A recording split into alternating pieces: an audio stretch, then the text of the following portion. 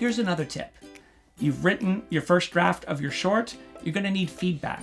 Invite 8 friends over to your house, give them wine and cheese, and do a table read. It's an opportunity for you to hear your script in time, in front of an audience. You hear the dialogue, and suddenly all the parts of the script that are working well and the parts of the script that aren't working so well become readily apparent.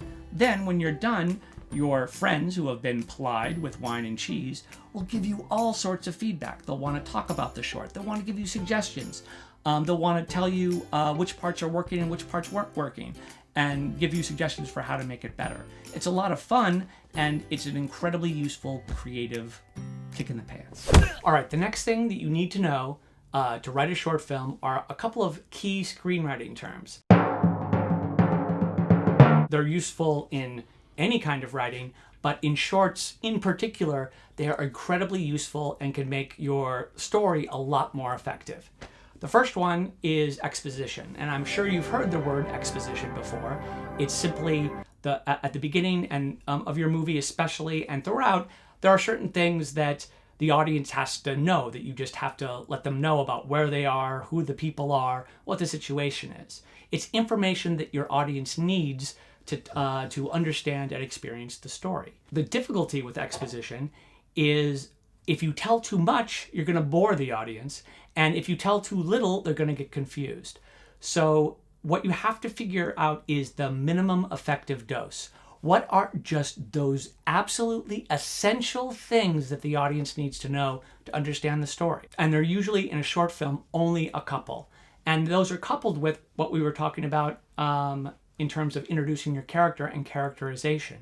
There are usually a few details about the character, a few special details about the location, a few special details about the situation that will set everything up for the audience. And they really don't have to know anything more than that. So choose wisely. Don't give the audience too much, but don't give them too little. Give them the minimum effective dose. The next element I want to pitch, especially for short films, is visual storytelling. In other words, telling your story through dialogue is an inefficient way to do a short for the most part, because there's only so much dialogue you can fit into a short piece. You know, it's only, say, 8 minutes long. And dialogue can also get, strangely, a little bit boring in a short. People are hoping when they see a short to have an experience that is condensed, something very, very vivid. And dialogue sometimes slows things down. You especially don't want to have characters explaining the story or telling the story in dialogue. For the most part, there are some great dialogue-driven shorts. You want to figure out ways to put the story in visuals. And by that, I don't mean pretty pictures. I mean specific images that reveal a story beat, that reveal information that's incredibly pertinent to the story. So again, when we break down the lunch date, I'm going to be pointing out some of the visual storytelling. Oftentimes, stories that don't seem particularly visual in the sense that, say, Avatar is visual, are actually very sophisticated in the ways that they use particular images to convey an important dramatic beat. Rather than having somebody say something or express what the dramatic beat is through dialogue, there's a particular image where the audience gets in an instant what the meaning and emotional impact of that particular beat is. All right, another key concept is plant and payoff. It's one of I think my students' favorite screenwriting terms, because it's the kind of thing that you don't notice if you've never heard the term plant and payoff. And once you learn it, you can't stop seeing it in every movie and in every short and every TV program you see. All plant and payoff is an element. It could be a piece of dialogue. It could be a prop. It could be a piece of business. It could be any cinematic element or piece that plays a first time at one point in the film, usually closer to the beginning, and then it pays off, or the same element comes up a second time later.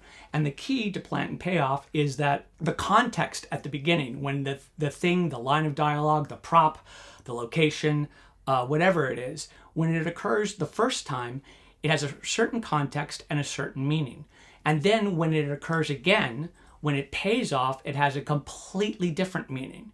And that change in meaning actually defines something very important in the movie, something related to theme or something related to character change. Plant and payoff is the closest thing that screenwriters have to metaphor, having something on screen, having some story element be one thing but actually mean something different.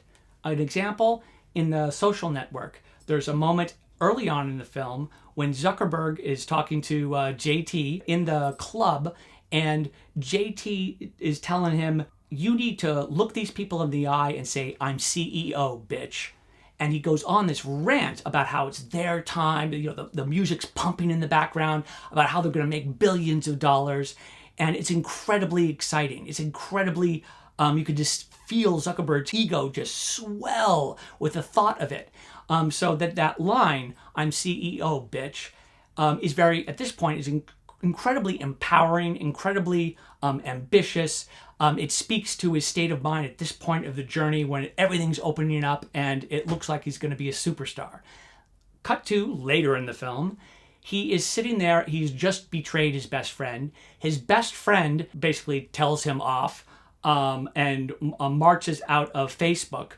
And our main character, Zuckerberg, is a little bit crushed, hurt by this betrayal that he himself is responsible for. And that's the moment that he gets his business cards. And on his business card, it says, I'm CEO, bitch. He flips that over and sees it at the very end of the scene.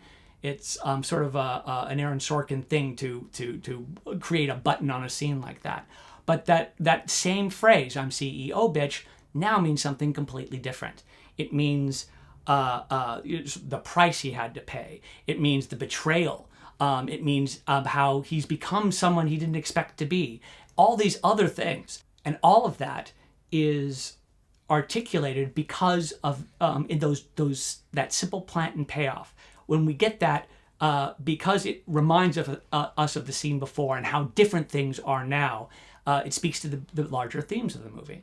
So you're probably asking yourself, that's a feature film. How do I do it in a short? I'm going to get to that in a second. All right, another screenwriting term. Preparation and aftermath. Film is an emotional medium, and a lot of what you're doing as you're telling a story, even in a short film, is setting the audience up for the impact of really just one moment, usually close to the end of the film. Or if there are a couple of emotionally impactful or little plot twists along the way, they're only a couple, and they're very brief in the time that they're on screen.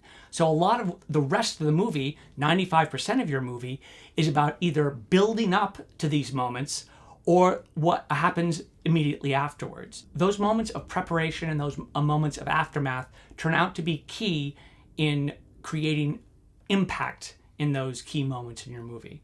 When I talk about scenes of preparation, it could be as simple as, a bunch of bank thieves plan out the heist. The actual event would be the heist when everything goes horribly wrong. And then the aftermath is when they get together and figure out what happened. But it could also be just a very small moment where we are anticipating, building up to something happening. It happens, and then there's a moment of aftermath where both the character and the audience gets to sort of take in what happens. Well, often in short films, because the writer and the filmmaker wants to pack so much into a short space, they forget these moments of preparation and aftermath, and they actually shoot themselves in the foot, because whatever emotional impact their key moment is supposed to have falls flat. You have to think about how you're building up anticipation for this thing that's going to happen. In preparation scenes, you let the audience know in one way or the other that something is coming. You also give them all sorts of context and little bits of information that are all designed to make sure that emotional beat has the most impact possible. The aftermath scenes often skipped by first-time filmmakers. Oftentimes the big moment will happen and then there's like 10 seconds and then the movie's over. You need moments of aftermath in which both the character and the audience can absorb what's happened emotionally and feel what's happened emotionally. They're actually some of the most important moments in movies, and it's very easy to skip them. The next term, repetition with variation. Short films are often like pop songs. They're between 3 minutes and 8 minutes, sometimes 16 minutes, but you can think of them musically. And emotions that an audience is going to feel in a good short is a lot like the emotions that they feel listening to music. In a pop song, you're going to hear verses and chorus repeated 3 or 4 times with different variations. And part of the excitement or emotion of listening to a really good pop song is hearing the same thing, the same melodic line, the same kinds of verse or the same chorus again and again, but having it change throughout the song, getting more intense or more exciting as you get closer to the end. So think about building a short that way.